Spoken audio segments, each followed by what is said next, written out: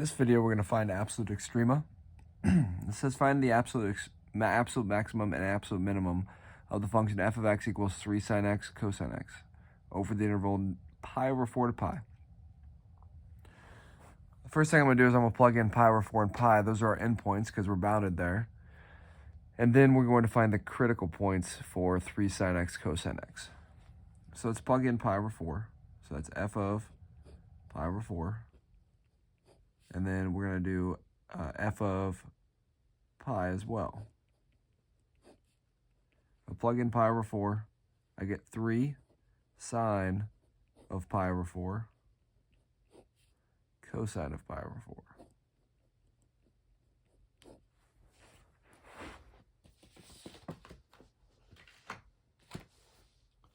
So if I go ahead and evaluate those two pieces, well, I'll do the same thing here. 3 sine of pi, we'll just do it all together. Sine of pi and cosine of pi.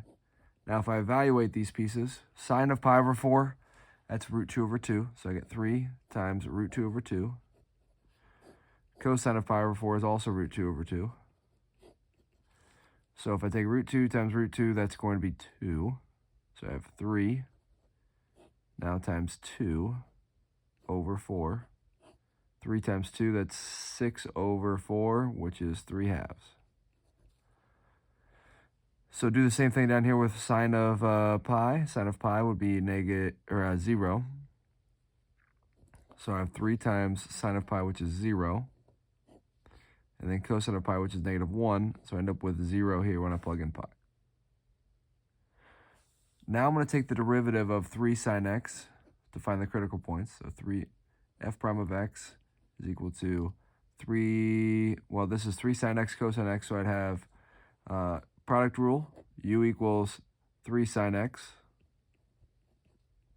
U prime would be, let's see, derivative of sine is cosine, so it's 3 cosine x. V is cosine x, and v prime would be negative sine x. So then we use the product rule, u prime times v, so that would be 3 cosine squared x. When I multiply these together, then I have 3 sine x times negative sine x, so that's actually negative 3 sine squared x.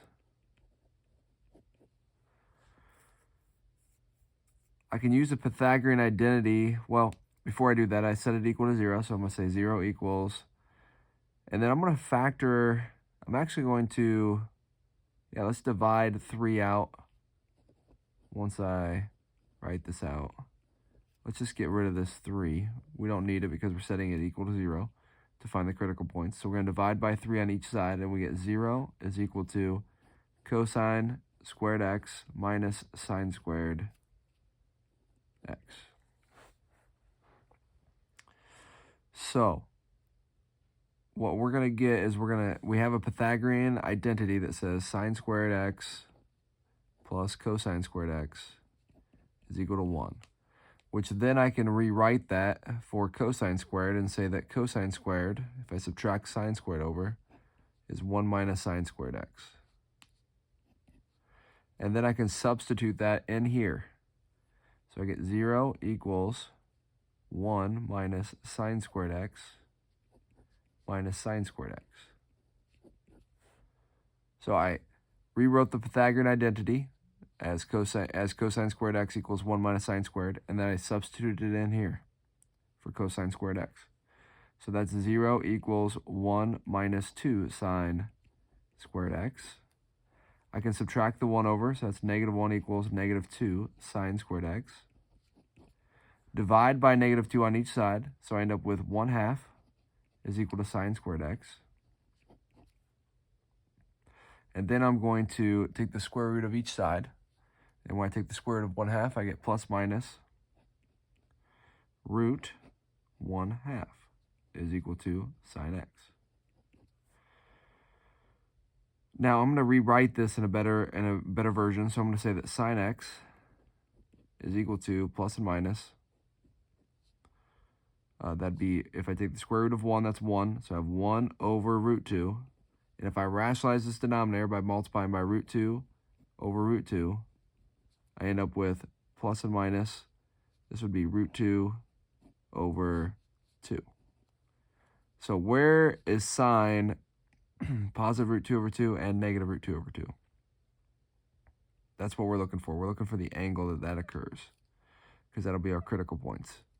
So that occurs at x is equal to pi over 4.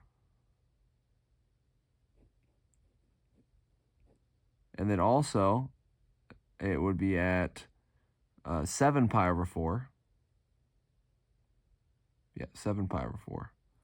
So we have x being root 2 over 2 at, oh, actually, there's more than that. There's pi over 4.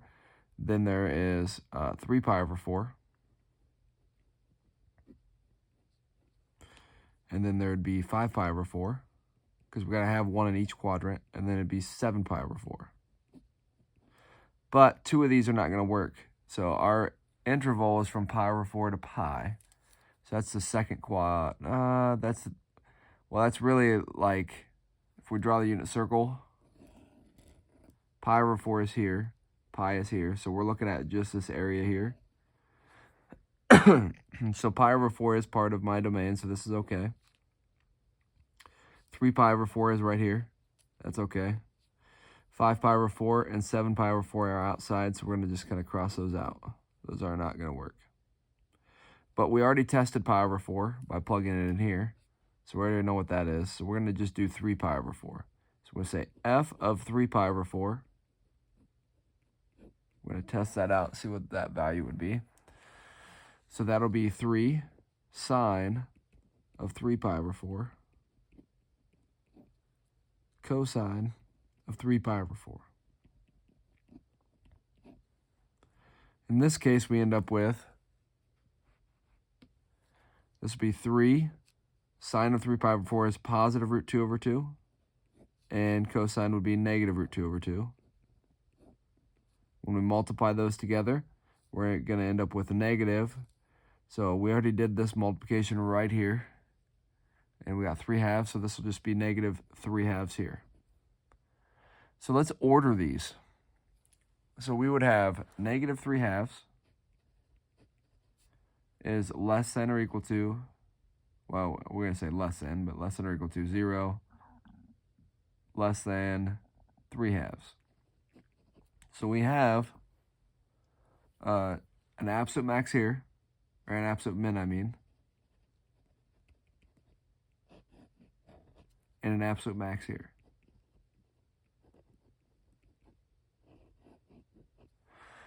Now, what are those coordinates then for that piece? Well, we plugged in 3 pi over 4 to get this negative 3/2.